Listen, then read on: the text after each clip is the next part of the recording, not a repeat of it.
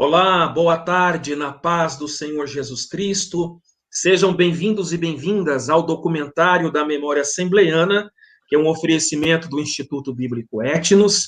Estamos ao vivo para todo o Brasil e conectados ao mundo pelo Facebook.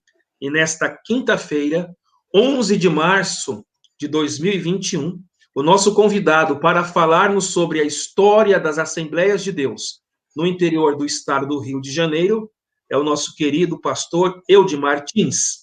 Ele nasceu em Niterói, Rio de Janeiro, no dia 7 de julho de 1951.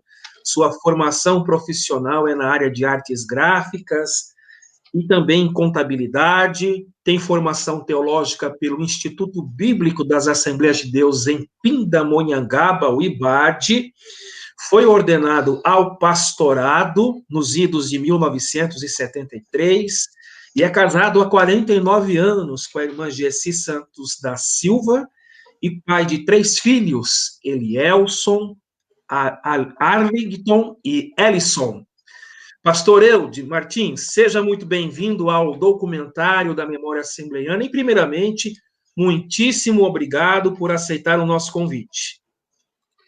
A paz do Senhor, pastor Éder, todos aqueles que nos acompanham pelas redes sociais, é uma honra muito grande estar ao seu lado durante esta live. Queria também cumprimentar o nosso querido Mário Santana, que nos lidera nesse projeto lindo de memória da nossa denominação.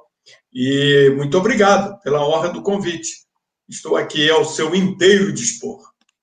Queridos internautas, é uma honra para nós recebemos pastor Eude Martins, que é uma referência nas Assembleias de Deus, e não por que dizer em todo o contexto do nosso Evangelho Pátrio, por tudo aquilo da sua lista e currículo biográfico de grande expressão nas editoras pelas quais ele passou, e quem sabe a gente possa futuramente, pastor Eude, fazer uma live sobre a sua biografia, com as suas atividades na CPAD, na Editora Vida, na Sociedade Bíblica do Brasil, porque hoje o recorte da nossa entrevista é focado no tema das Assembleias de Deus no interior do estado do Rio de Janeiro. O senhor topa aí futuramente a gente marcar uma live parte 2 para o senhor nos falar das questões mais da literatura evangélica que o senhor desenvolveu com muita capacidade? Estamos combinados, pastor Éder. Pode contar sempre comigo. Queridos internautas, vamos participar da live, deixe o like, curte, compartilha, comenta, interaja conosco. Nós estaremos deixando também essa live gravada para aqueles que não podem assisti-la ao vivo. Pastor Eude, o senhor nasceu num lar evangélico, na cidade de Niterói, né, Rio de Janeiro, e eu queria que o senhor nos falasse, por gentileza, como que foi essa questão do seu princípio de vida cristã, pelo fato de nascer num lar evangélico, ter um pai pastor, como que foi os primórdios da sua infância no evangelho, ali no Rio de Janeiro, como que era naquela época? Foi uma infância bem curiosa, porque eu nasci em berço de ouro, como se costuma dizer. O meu pai era um investigador de polícia muito famoso em Niterói, e muito respeitado até pelos marginais, porque ele aplicava valores cristãos na sua atividade policial. Então, durante muito tempo, ele guardou recorte de jornais daquela época, mostrando crimes difíceis que ele conseguiu desvendar, e também a maneira interessante como ele se relacionava com os marginais. Ele, por exemplo, ele não prendia um marginal se não houvesse nenhuma denúncia contra ele. Então, era comum, por exemplo, o marginal encontrasse com ele na rua e pedir um lanche para ele, e ele ir num bar e comprar um lanche para aquele bandido. Era muito comum também bandidos serem assim torturados por outros policiais e não revelar nada de roubo, e então entregam esse bandido nas mãos de papai, e papai cuida das feridas dele e trata dele, e ele, então, entrega um quarto cheio de roubos, não é? Para papai, papai recupera todo aquele roubo, sem aplicar violência, sem tortura, como era muito, ainda hoje existe, mas naquela época era muito mais forte do que hoje. E eu nasci, então, nesse lar, mas muito pequenininho, ainda com 2 aninhos de idade, meu pai renuncia à sua carreira policial. E ele renuncia de uma forma espetacular, porque ele escreve uma carta de demissão e coloca essa carta sobre a sua mesa de trabalho e nunca mais volta à repartição da polícia. Ali ele se despede por completo e ele se entrega na obra de evangelização. Então, naquela época, o seu pastor já era o pastor Moisés Soares da Fonseca. Ele se converte, na verdade, com o pastor Francisco Leopoldo Coelho, que foi, na verdade, o primeiro pastor das Assembleias de Deus em Niterói e que foi também o primeiro diretor-geral da Casa Publicadora das Assembleias de Deus. Foi com ele que o papai se converte aos 17 anos de idade. O papai estava a caminho do cinema, quando ele passa em frente à igreja, ali no Fonseca, no bairro de Niterói, e o coral estava cantando. Ele é atraído pela música do coral e entra, assiste o culto e ali ele aceita Jesus como Salvador em uma pregação do pastor Francisco Leopoldo Coelho. Agora já, isso foi em 1943, não é? Agora já em 1953, quando eu tinha 2 anos de idade, e papai renuncia à sua carreira policial para nunca mais voltar, ele então é enviado pelo pastor Moisés Soares da Fonseca para abrir igrejas no interior do Rio de Janeiro, na região serrana. E ali, então, eu mudo da água para o vinho, eu saio de um berço de ouro e vou viver uma dificuldade incrível na minha vida. Falta de alimentos, porque ninguém vendia alimentos para o meu pai. Eu vou sofrer, por exemplo, o impaludismo, que era uma doença muito grave na época. Nós descíamos do trem e caminhávamos 6 horas a pé até o local onde papai estava morando, sem poder tomar uma gota de água.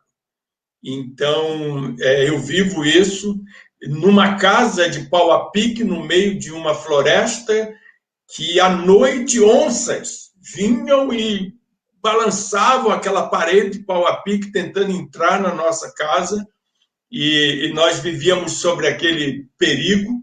E a minha infância, então, é toda assim, e acontece coisas incríveis, como no dia que eu coloquei fogo no rabo do gato, e com o fogo do fogão a lenha, eu boto fogo no rabo do gato, e o gato sobe no telhado da casa, que era de sapê, e pega fogo na casa, né?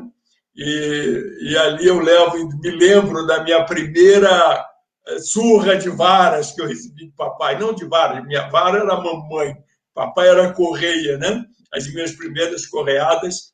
E então eu vou viver essa infância. Eu me lembro, por exemplo, em que as panelas da nossa casa eram panelas de ferro e eu ia para a beira do riacho lavar as panelas de ferro com areia. E eu não me lembro disso, mas minha mãe me contava que eu chegava em casa com a panela e perguntava para a mamãe: quando a senhora comprou essa panela, ela estava assim? Se mamãe dissesse que não, eu voltava para a beira do riacho e ia arear de novo aquela panela até ficar branquinha do jeito que ela comprou, naquela panela de ferro. Então, a minha infância foi assim, participando de cultos ao ar livre com meu pai, somente ele, minha mãe e eu, e um irmão. Não é? Nós somos 8 irmãos, mas naquele momento só tinha eu bem pequeno e um outro irmão, Eudeir, que nasceu 3 anos depois de mim, muito bebezinho. E mais tarde, pastor Éder, já casado com Gessi, eu vou a Santa Maria Madalena e lá eu conheço uma senhora que chega para mim, me abraça chorando e diz assim: irmão Eudes, você não sabe, mas eu me converti ao Senhor ouvindo você cantar no culto ao ar livre. O corinho, estou alegre, alegre, muito alegre. Estou alegre porque Cristo me salvou. E ouvindo você pequenininho cantar, eu aceitei Jesus como Salvador e estou aqui já uma senhora, firme com Cristo, graças a você, ajudando seu pai no culto ao ar livre. Então, essa minha infância foi uma infância muito feliz, apesar de ser uma infância muito sofrida, mas meu pai e minha mãe nunca permitiram que nós nos sentíssemos tristes com isso.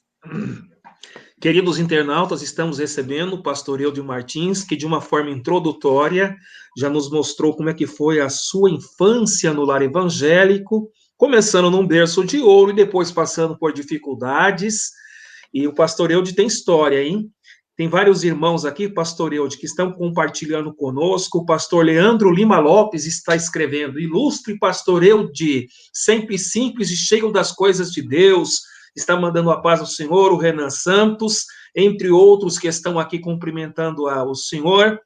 Então, vamos aí, queridos, participar conosco desta live.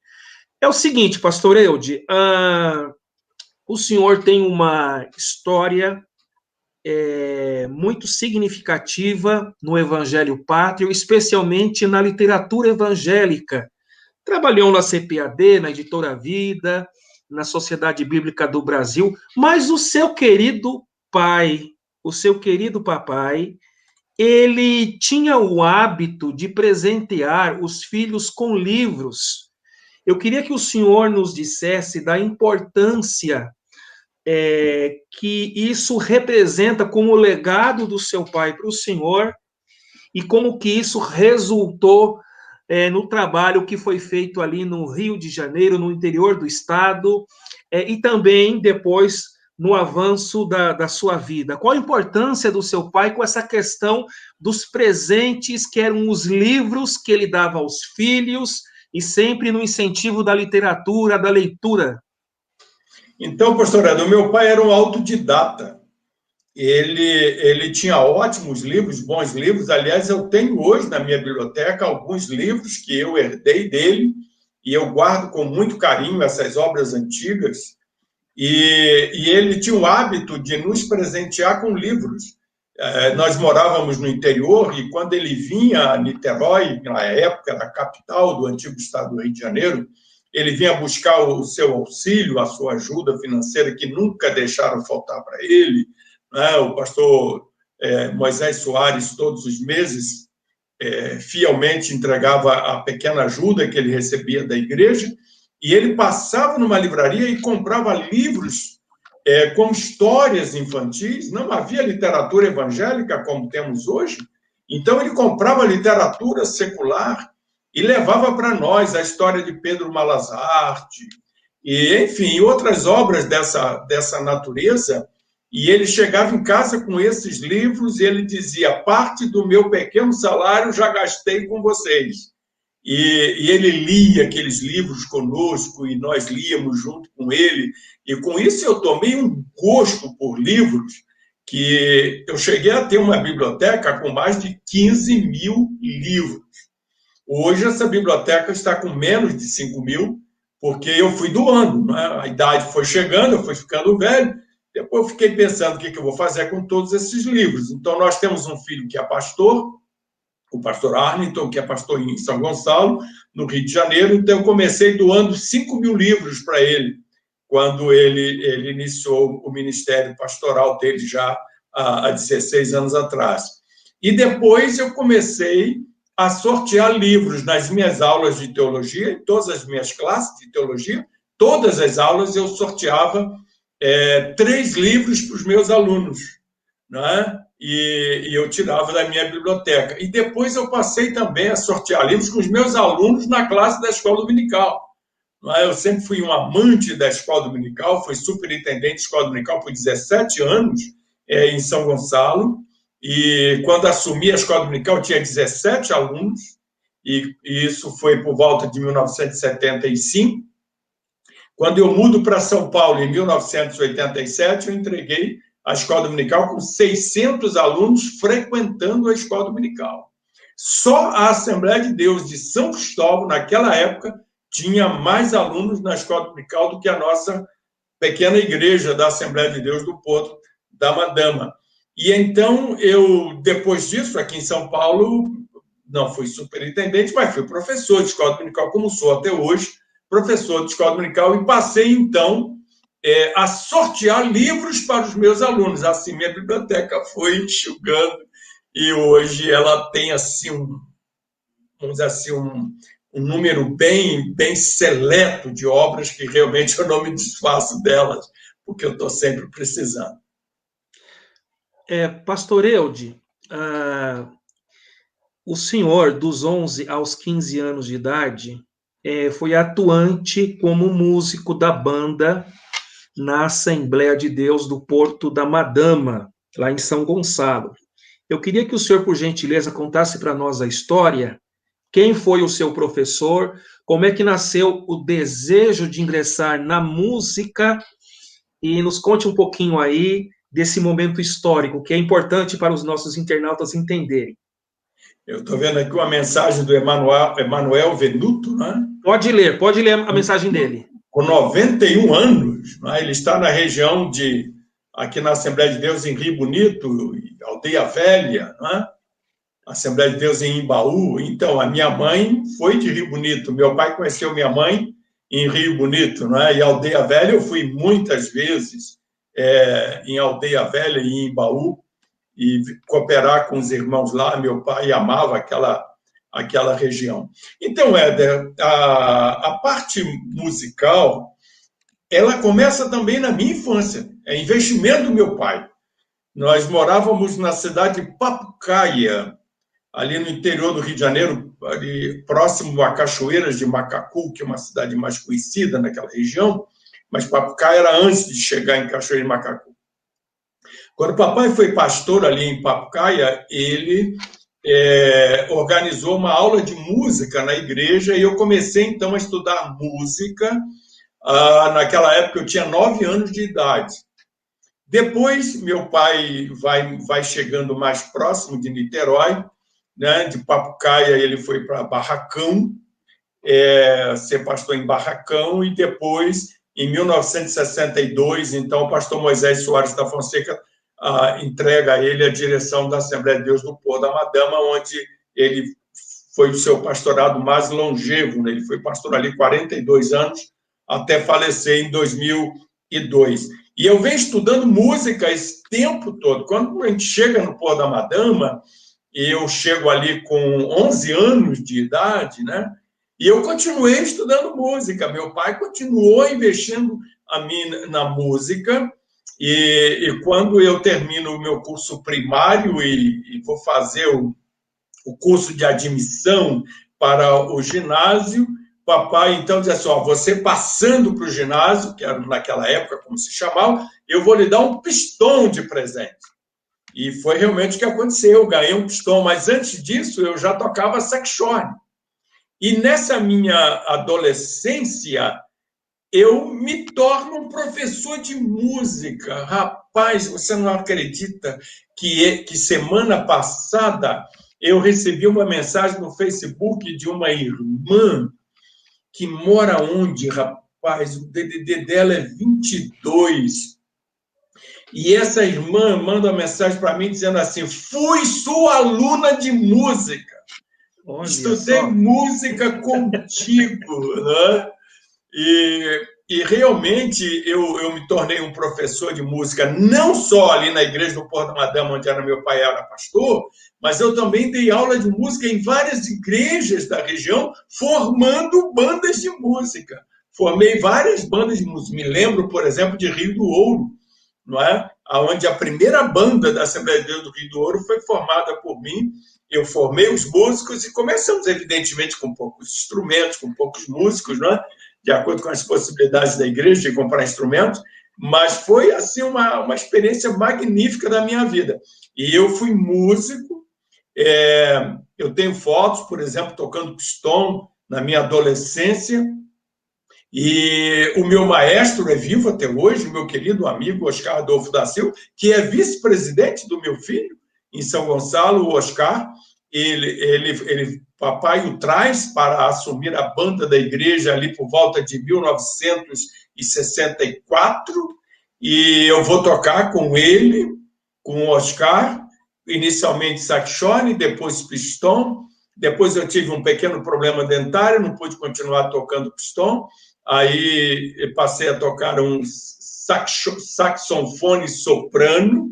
Depois eu passei por um saxofone alto.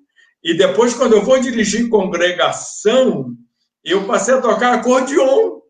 Olha. E quando eu me caso com Gessi tocava violão, como ela toca até hoje muito bem. E então eu tocava acordeon na congregação, Gessi tocando violão.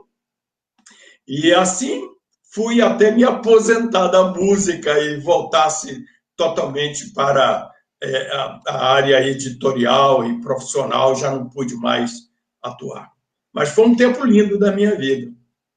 Eu queria te fazer uma pergunta, se o senhor puder nos ajudar, eu agradeço. Tem uma citação histórica que o Paulo Leivas Macalão fala do maestro Catarino Varjão.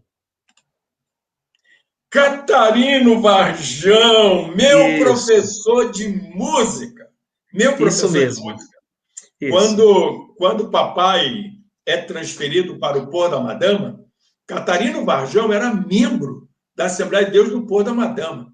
E mais adiante, ele vai ser o maestro do grande coral que canta no Maracanã, no cinquentenário das Assembleias de Deus no Brasil. Ele foi o maestro. E ele era membro do Pôr da Madama, e ele, sabendo do meu interesse pela música, ele começa a me dar aula de música na casa dele. Olha! Ele morava numa espécie de uma casa que ficava mais ou menos num morro, e eu subia esse morro toda semana e ia para a casa dele, e ele me dava aulas de música particular. Estudei com ele muitos anos. O pastor Paulo Macalão menciona ele dirigindo um coro na primeira igreja Assembleia de Deus no Rio de Janeiro, fundada por Gunnar Wingre, e na qual o nosso inesquecível Paulo Macalão, que tive a honra de conviver com ele quando trabalhei na CPAD, e um grande incentivador da literatura, por sinal, fui um grande amigo, guardo ótimas lembranças do pastor Macalão tocando seu violino, não é? Tocando seu violino lá no culto, e o Catarino Varjão dirigindo o coral. E não é que eu fui estudar música com ele, rapaz, eu tô velho, cara, eu tô idoso mesmo. Não, o senhor não tá velho, não, o senhor só tá experiente. Muito obrigado pelo apoio moral. O pastor Eude, fala um pouquinho da data do seu nascimento e a data da chegada do Gunnar Wingre no Rio de Janeiro. Rapaz, isso é muita honra. Você sabe que dia que Gunnar Wingre chega ao Rio de Janeiro pela primeira vez? 7 de julho de 1920, o dia em que eu nasci. Eu nasci no dia 7 de julho, só não foi em 1920, foi em 1951. 31 anos depois, mas eu me sinto muito honrado. Gunnar Wingre chega ao nosso querido estado do Rio de Janeiro, antigo estado da Guanabara, nem era estado da Guanabara, ali ainda era a capital do Brasil, né? Rio de Janeiro, era Distrito Federal, e ele chega no dia 7 de julho, e me homenageou 31 anos antes de eu nascer. Muito obrigado, meu querido Gunnar Wingre. Pastor Eude, nos fale também um pouquinho sobre a importância do pastor João Evangelista sobre a vida da sua saudosa mamãe. Ele foi pastor da sua mamãe, é isso mesmo? Fui pastor de mamãe, rapaz. Nós vimos o Emanuel falando aí de Rio Bonito, e nesse início, antes da Assembleia de Deus chegar em Niterói, João Evangelista foi enviado para Rio Bonito, no interior. E ele foi pastor da minha mãe. A minha mãe, na sua infância, foi pastoreada por ele. Mais tarde, ele vai ser missionário no Piauí, ele é enviado para o Piauí, e quem assume a igreja é o pastor Eugênio de Oliveira, que foi, vamos dizer assim, o pastor por mais tempo de mamãe. foi quem fez o casamento de mamãe.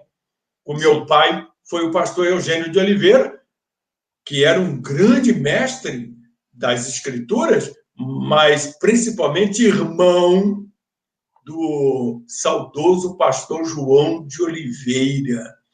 João de Oliveira, ele lia o Novo Testamento, era em grego. A Bíblia dele era um Novo Testamento grego. E ele estudou grego sozinho. Autodidata. E ele lia, quando ele ia pregar, ele abria o Novo Testamento grego, ele lia em grego, evidentemente transliterando para o português o que estava escrito ali, e então a sua mensagem era baseada no sentido original do texto. João de Oliveira foi meu professor no IBAD. Eu tive a honra de ser aluno do querido pastor João de Oliveira, foi nosso professor de doutrinas bíblicas. As suas aulas sobre doutrina de Deus foram aulas assim maravilhosas, inesquecíveis. Eu não esqueço porque éramos muito jovens e quando ele terminava a aula dele, nós íamos abraçá-lo e agradecer pela aula e elogiá-lo. E ao invés dele sorrir para nós, Éder, sabe o que João de Oliveira fazia? O que ele fazia? Clamava pelo sangue de Jesus. A gente, pastor, que aula maravilhosa! Ele olhava para nós com aquela cara séria e falava assim, sangue de Jesus tem poder! Sangue de Jesus tem poder! A preocupação dele, né, de não se envaidecer, né, com as suas aulas. E eu tive a honra de ter ele como meu professor de escola dominical, porque a escola dominical no IBAD, naquela época, isso foi em 1968, em 1969, a escola dominical era na igreja, na Assembleia de Deus de Pindamonhangaba. Nós íamos para a escola dominical. E a minha classe, a classe dos jovens, o professor era João de Oliveira. Você imagina você pegar uma revista de escola dominical comentada por João de Oliveira, cuja aula era ministrada pelo João de Oliveira. Cara, a gente lia a revista e não encontrava nada. Quando chegava lá, que João de Oliveira abria a revista, que coisa, que riqueza de conhecimento bíblico ele extraía daquela lição. E o seu irmão, Eugênio de Oliveira, foi, então, pastor da minha mãe, após João Evangelista, e mais tarde eu me encontro com ele. A minha mãe ainda era viva e ele morava em Guaratinguetá, já bem idoso, e eu fui em Guaratinguetá com a minha mãe, que a minha mãe queria revê-lo, não é? E eu tive a honra de conhecê-lo, já bem idoso, pastoreando a Assembleia de Deus em Guaratinguetá. Chegou uma pergunta aqui, se nós não tivermos a resposta nesse momento, depois o pastor Eude pode nos ajudar. É o Emanuel Venuto. Ele pergunta qual a Assembleia de Deus mais antiga no interior do Rio de Janeiro ou da região dos Lagos, a igreja ligada à Convenção SEADER. O senhor tem essa informação, pastor Eude? Olha, rapaz, houve assim um boom de evangelismo, né? De evangelização. Eles saíram ao mesmo tempo para muitos lugares. E tudo ao mesmo tempo. Né? Quando chega o final da década de 20 e o começo da década de 30, vai o João Evangelista para Rio Bonito, foi gente para Macaé. Aliás, Macaé é o registro. Eu diria que Macaé é o registro mais antigo que nós temos na história das Assembleias de Deus, fora da cidade do Rio de Janeiro. Foi Macaé. E depois, então, vem Niterói, a própria cidade de São Gonçalo, Nova Friburgo, também foi o pastor Moisés Soares da Fonseca foi pastor em Nova Friburgo, né, antes de se tornar o presidente de Niterói e São Gonçalo em 1946. Em 46, o pastor Moisés volta para Niterói e assume no lugar do pastor Francisco Leopoldo Coelho, que faleceu naquele ano. Pastor Eude, o senhor contou sobre João de Oliveira, comentarista das lições bíblicas da CPAD. Aí o senhor tem o privilégio de ser aluno dele no IBAD e também na escola dominical, cuja lição é comentada pelo próprio professor. O senhor se forma no IBAD e, por sinal, pastor Eude, eu estarei recebendo aqui, permitindo Deus, dia 29 de abril, pastor Mark Lemos, e nós estaremos fazendo uma live sobre a história do IBAD, e aí a gente vai, então, rememorar toda essa história maravilhosa do ensino teológico assembleiano a partir de Pindamonhangaba. 29 de abril, com o Mark Lemos. Não vou perder, não vou perder. O Mark era garoto, o Mark era um menino de 9, 10 anos de idade, quando eu estudei em Pindamonhangaba, ele e as suas irmãs gêmeas, a Rebeca e a Raquel. O senhor é ibadiano. Mas, assim, quando o senhor termina os seus estudos no IBAD, o senhor retorna para o Rio de Janeiro, correto? Sim. Aí é o seguinte, o senhor começa a atuar na diretoria como membro e mais tarde como presidente da União da Mocidade Assembleiana em Niterói e em São Gonçalo, na década de 70. Nos conte um pouquinho como é que foi esse seu trabalho na década de 70, liderando a mocidade, primeiramente como membro e mais tarde como presidente da mesma, em Niterói e São Gonçalo. Como que era o trabalho, os congressos, as atividades com a mocidade assembleiana naquela época? Olha, meu companheiro, primeiramente é importante destacar na minha história que eu nunca fui pastor de tempo integral, eu nunca fui pastor remunerado.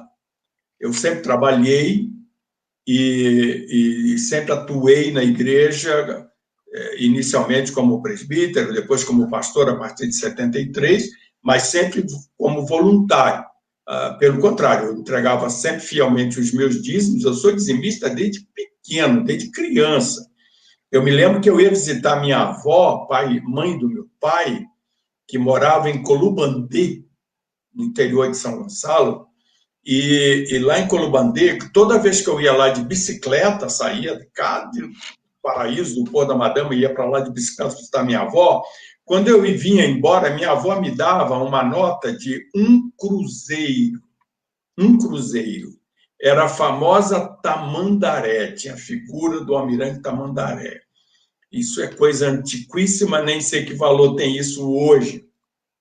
Mas era 1 cruzeiro. E quando eu saía da casa da minha avó, lá no Colubandê, eu pegava a minha bicicleta e parava na primeira quitanda, que ficava na rua de baixo, onde ela morava, e eu comprava uma paçoca. Essa paçoca custava 10 centavos de cruzeiro. E sabe por que eu comprava essa paçoca? Para trocar a nota de 1 cruzeiro e separar o meu dízimo. Separar o meu dízimo. Então, eu pegava uma moedinha de 10 centavos e guardava no bolso e dizia, é o meu dízimo.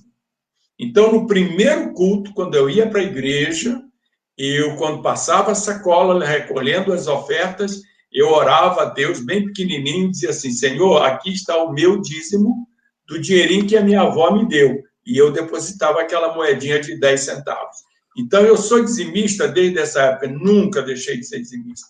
Então, trabalhando profissionalmente, eu sempre colaborei na igreja, inicialmente, principalmente com os meus dízimos, mas também com as minhas ofertas alçadas.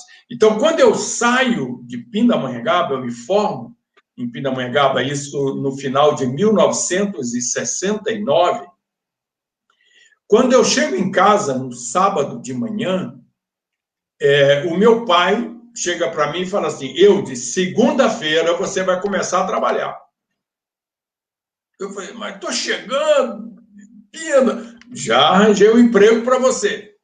Aí, na segunda de manhã, ele pega o ônibus comigo, me leva para o Rio de Janeiro, para um prédio que, na época, era o prédio mais alto do Rio de Janeiro, o prédio da Avenida Central, fica na Avenida Rio Branco, no centro do Rio, e lá ele me leva para um presbítero da igreja que era eletricista do prédio.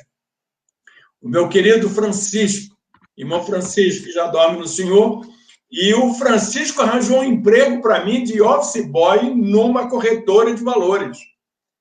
E ali, meu pai já me deixa lá e volta para casa sozinho, eu já começo a trabalhar como office boy e andando por todo aquele centro do Rio de Janeiro, entregando documentos. E ali começa a minha carreira profissional. É muito interessante o início da minha carreira profissional, porque eu era office boy de uma corretora de valores que tinha uns 10 office boys.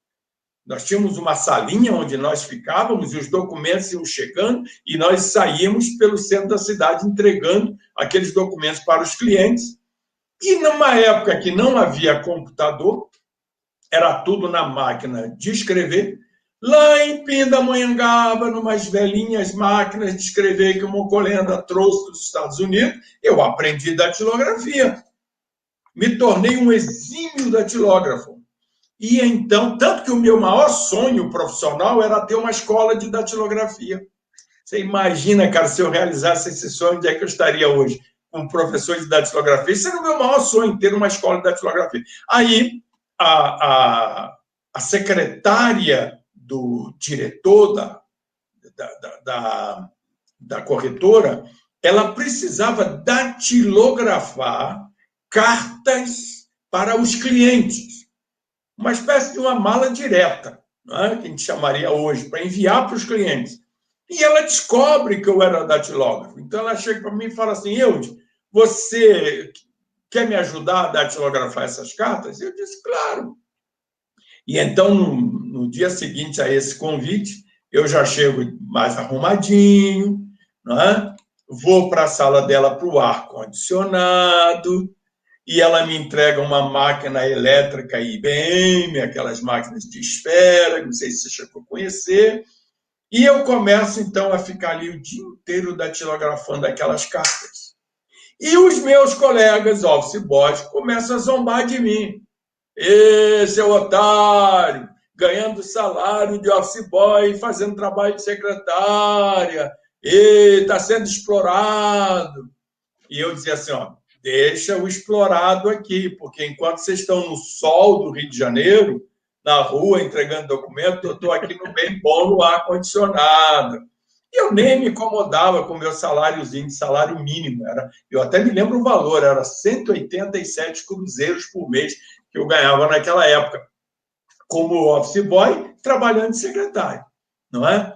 E ali começa a minha carreira profissional, porque o contador, ele precisava de alguém para datilografar as fichas contábeis, né? A corretora tinha uma máquina Boros, onde você colocava as fichas contábeis e ali você ia datilografando os lançamentos contábeis. E ele, então, quando me vê lá com a secretária datilografando cartas, me leva para a contabilidade e ali eu tenho meu primeiro aumento.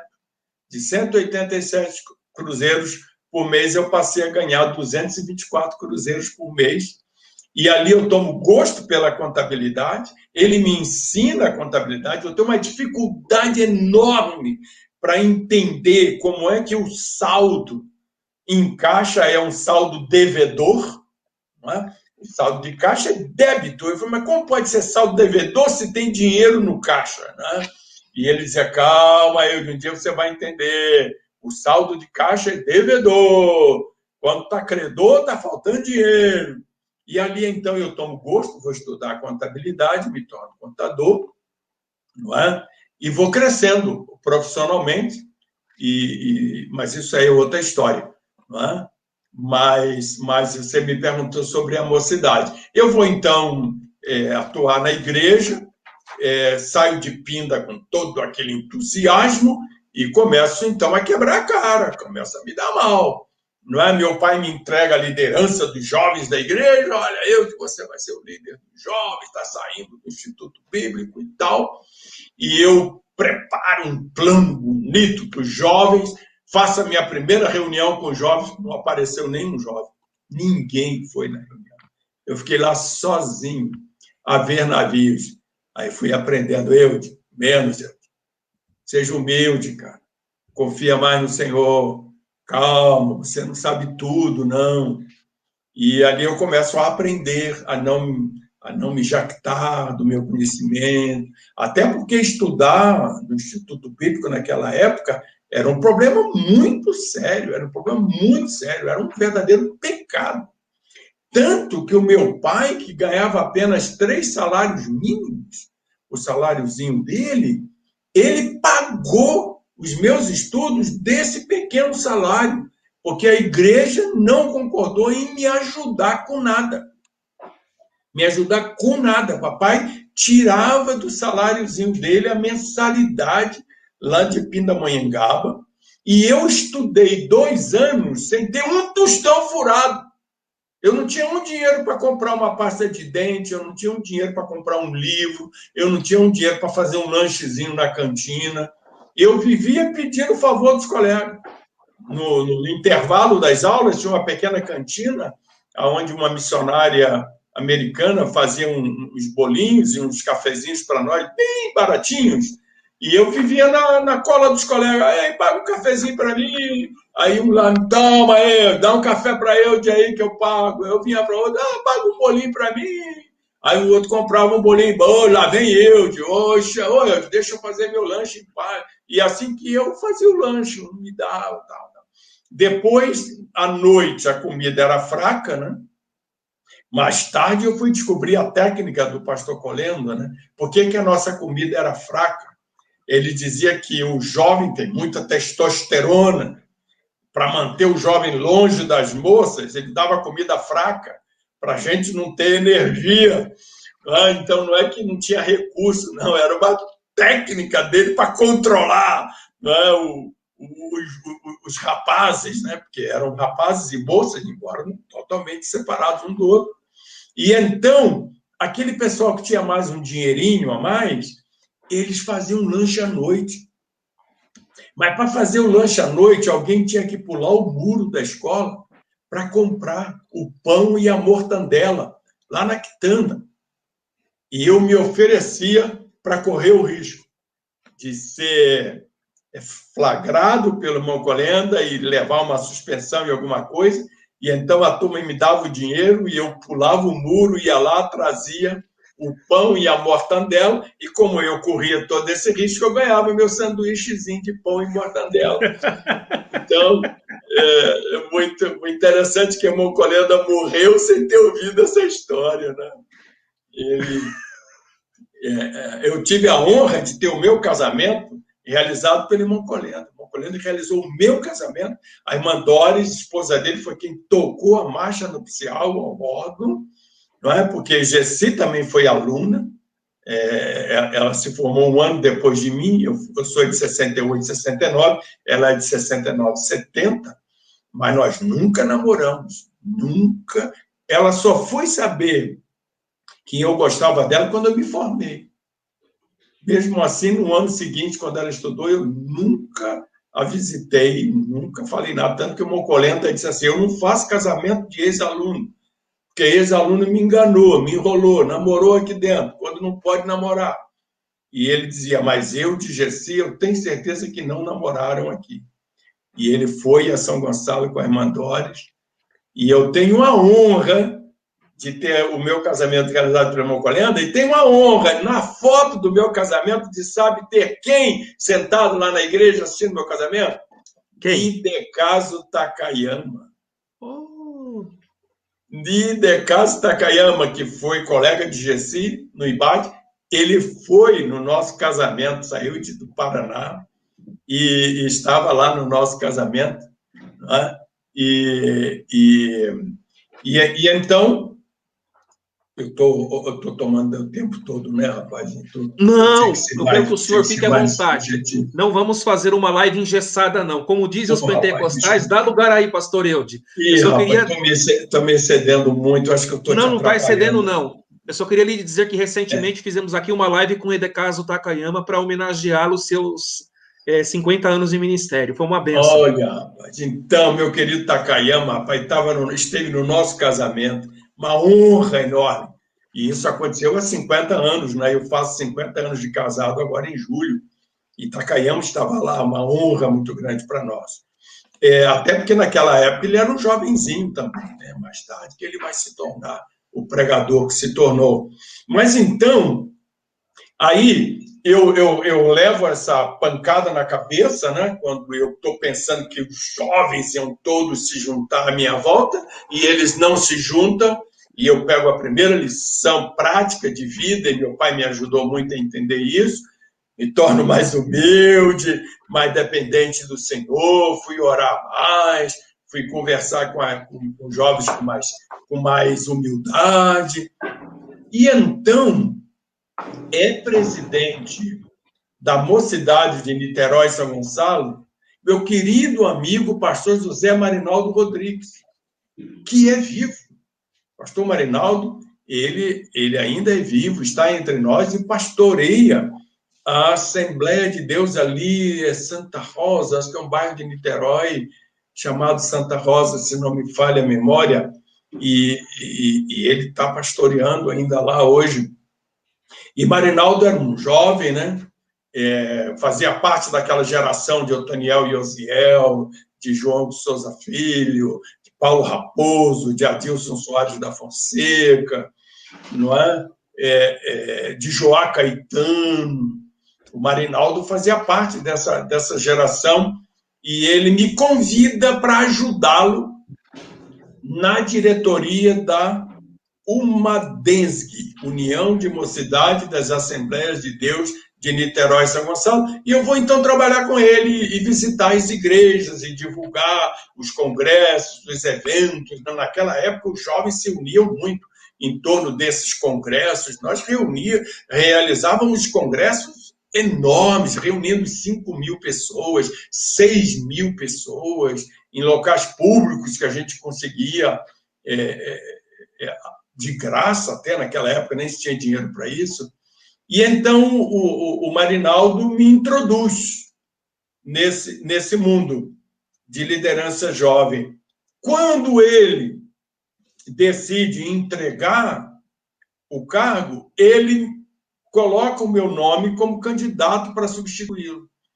E então eu assumo a presidência da UMADENSG, substituindo o querido Marinaldo, José Marinaldo Rodrigues, e ali, rapaz, Deus me deu uma chance de realizar um trabalho lindo, rapaz, lindo.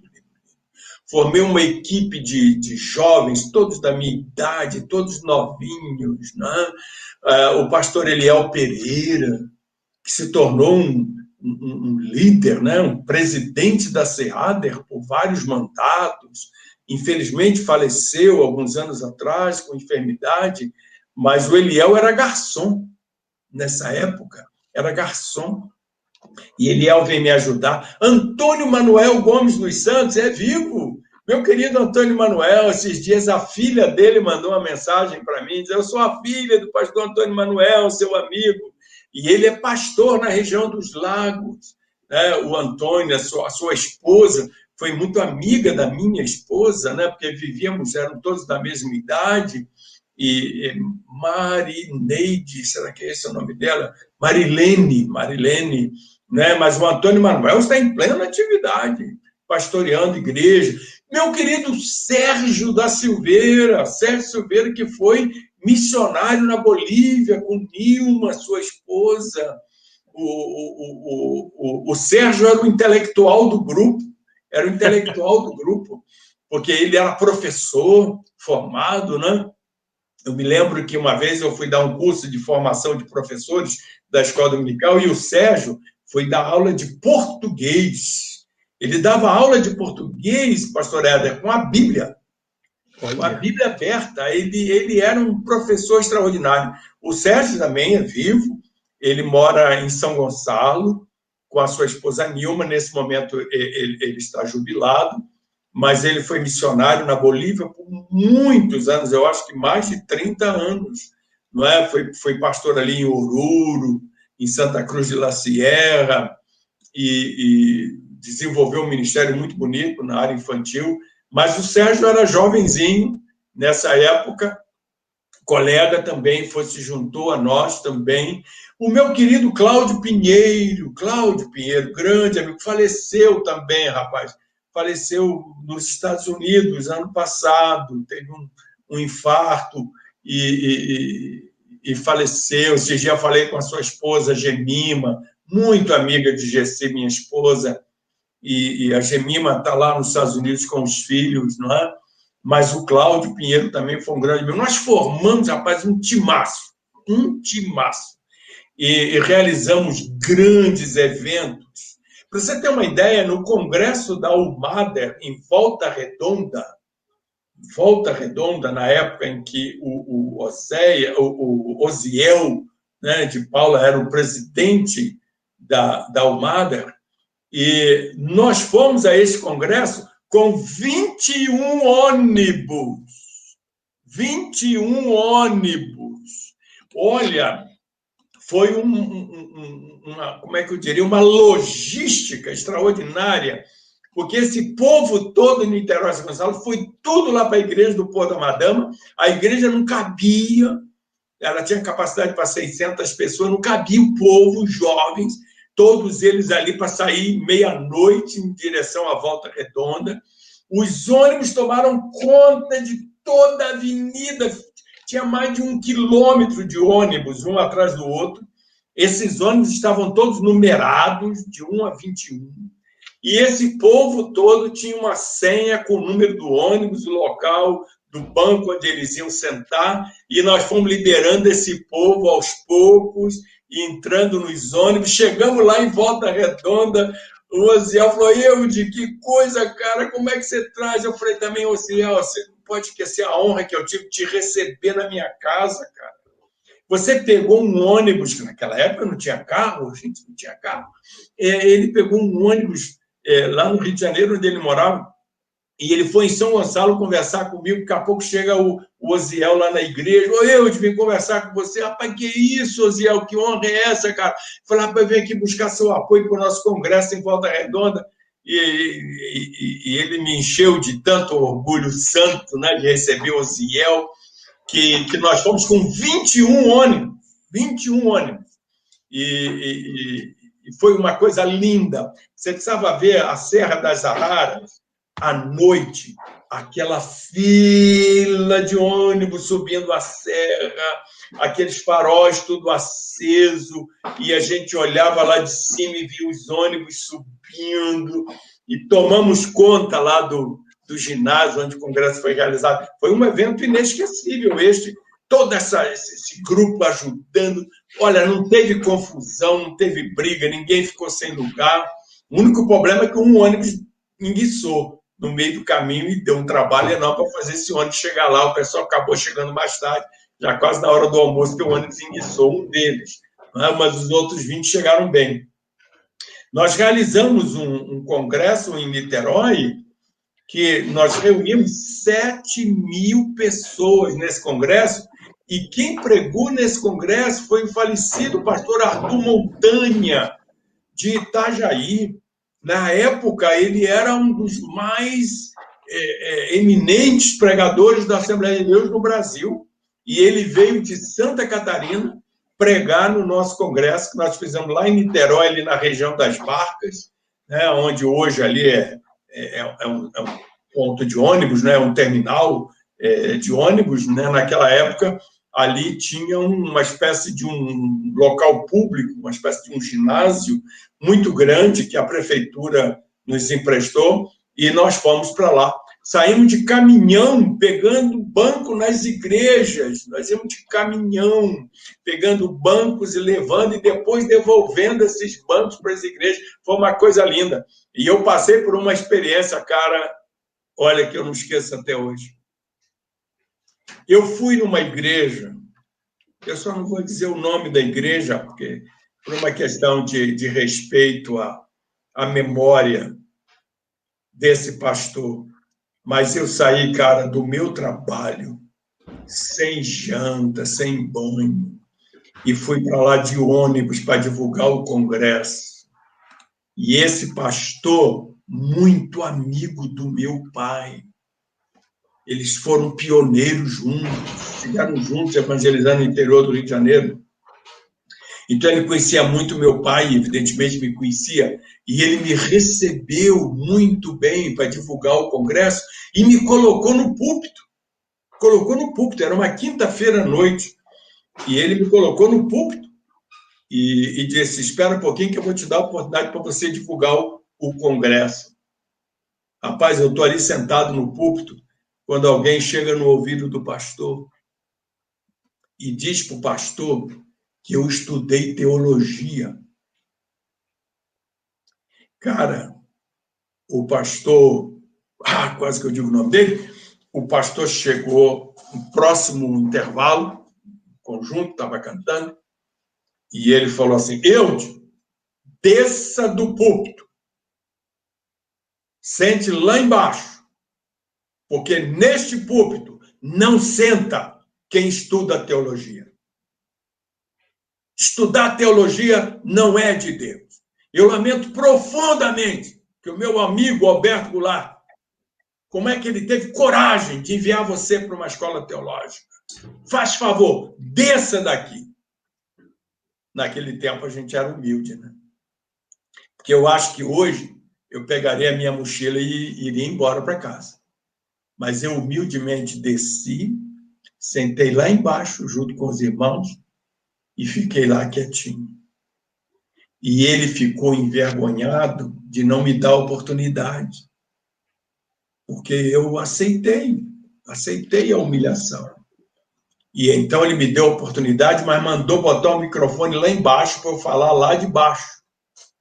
E eu, então, falei do congresso, divulguei, incentivei os jovens a estar nesse congresso, que foi uma bênção muito grande, agradecer ao pastor a oportunidade dele ter me dado.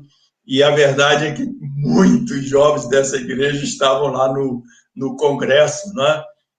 Mas eu passei, cara, por essa vergonha. Olha, pastor Eude, o senhor falou de Otoniel e Osiel, nós vamos receber aqui dia 1º de abril, Antônio de Souza Filho, que ele recentemente escreveu um livro. Ele escreveu o livro Otoniel e Osiel, Vidas Curtas, Ministério Intenso. Vamos receber o dia 1º de abril. O Mário Santana está escrevendo aqui no chat, paz do Senhor Jesus, ao amado pastor. E também temos aqui o pastor Osiel Varela, que foi nosso pastor também em Santo André. Ele está dizendo que ele lembra do congresso, ele trabalha hoje coordenando a FAESP em Diadema, a extensão da FAESP em Diadema. Ele diz que...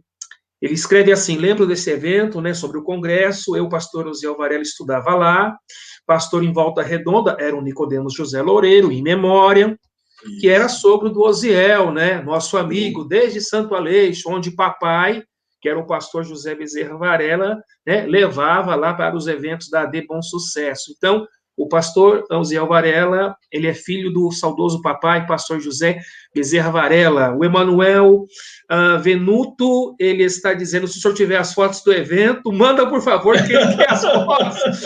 A Eliette Rosário está mandando paz do Senhor. Tem aqui também Ana Lúcia Nunes Ferreira dizendo, meu pastor Eude, grande homem de Deus. Tem várias pessoas aqui mandando mensagens. Pastor, eu queria dizer ao senhor que falta 1 minuto e meio para acabar o programa. Ih, rapaz! Mas sabe por que passou rápido? Mas sabe por que passou rápido? Porque está muito bom, pastor Eude. Rapaz, não falamos nada do meu pai. Não, mas vamos fazer o seguinte... Vamos combinar uma continuação, parte 2? O senhor topa? Vamos. Topo. Então, as suas considerações finais. Que coisa boa, rapaz. Como foi bom estar contigo. Muito obrigado. Você é um grande parceiro. Meu querido pastor Varela, grande amigo. Meu querido Varela, não esqueço de você, rapaz. Já nos encontramos aqui em São Paulo, algumas vezes onde eu resido atualmente. Olha, eu me despeço do seu público. A Ana Lúcia foi aluna da minha esposa na escola dominical, ela hoje mora lá em Recife, em Pernambuco. E dizer que foi um prazer muito grande e profundamente frustrado, porque o meu maior desejo era homenagear meu querido papai, que foi um pioneiro das Assembleias de Deus, numa época de muita dificuldade, mas eu espero, numa outra oportunidade, não falar nada de mim e só contar as lindas histórias do meu pai, que era um grande evangelista. Eu queria só terminar dizendo que o meu pai faleceu em 2002, e eu já morava aqui em São Paulo, então todo fim de semana eu ia para o Rio de Janeiro para passar o fim de semana com ele, e meus irmãos se revezavam à noite com ele. Então, o fim de semana era meu, eu ficava com o papai no fim de semana, durante a semana meus irmãos ficavam com ele, e uma madrugada, meu pai já estava cego, na verdade cego de um olho e tinha 20% de visão do outro, ele já estava com uma perna amputada por causa da diabetes, e ele perdeu o sono. E eu me lembro que eu peguei meu pai, coloquei ele sentado na cama, sentei ao lado dele e a gente foi conversando. Num determinado momento, e eu termino com essa experiência, que ela é muito marcante na minha vida, meu pai fica quieto, Éder. Meu pai fica calado, não fala nada. E eu fico ali olhando para o meu pai naquele silêncio, e num determinado momento eu falo assim: papai, o que se passa na sua cabeça? Aí ele se vira para mim, olha para mim, levanta a voz, que ele falava com muita vibração, e ele fala assim: Eude, um profundo desejo de pregar a palavra de Deus. Cara, isso... Olha, no finalzinho da vida dele, alguns meses depois, ele veio a falecer, mas isso ficou marcado no meu subconsciente. Ele está ali, já incapaz de fazer qualquer coisa. Tanto que eu arrumava ele à noite, pegava a cadeira de rodas dele, colocava na mala do meu carro, pegava ele no colo e ia com ele para um culto em uma congregação. Eu levava ele comigo. E a gente ia visitar uma congregação, chegava lá, tirava a cadeira de rodas, pegava o papai no colo, colocava naquela cadeira, e lá eu pedia ao dirigente que desse oportunidadezinha para o papai. O papai era muito sábio, papai falava pouquinho. Papai não falava mais do que 5 minutos. E quando a gente voltava para casa, ele falava assim: eu te falei muito, cansei os irmãos? Eu te falei: não, papai, só não cansou os irmãos. O senhor trouxe uma palavra maravilhosa. O senhor falou só 5 minutos. Eu marcava o tempo. Ou então dizia assim: você falou só 4 minutos. Às vezes eu brincava com ele e falava assim: hoje o senhor falou muito, o senhor falou 7 minutos. Não é? E brincava com ele. E ele ficava tão feliz, cara, de poder dar aquela palavrinha para os irmãos. Ele gostava sempre de contar uma história. E ele dormia bem aquela noite, porque esteve na igreja, né, numa congregação.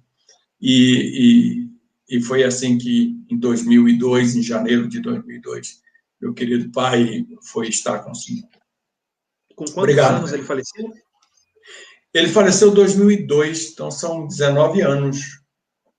Ele tinha quantos anos de idade quando faleceu?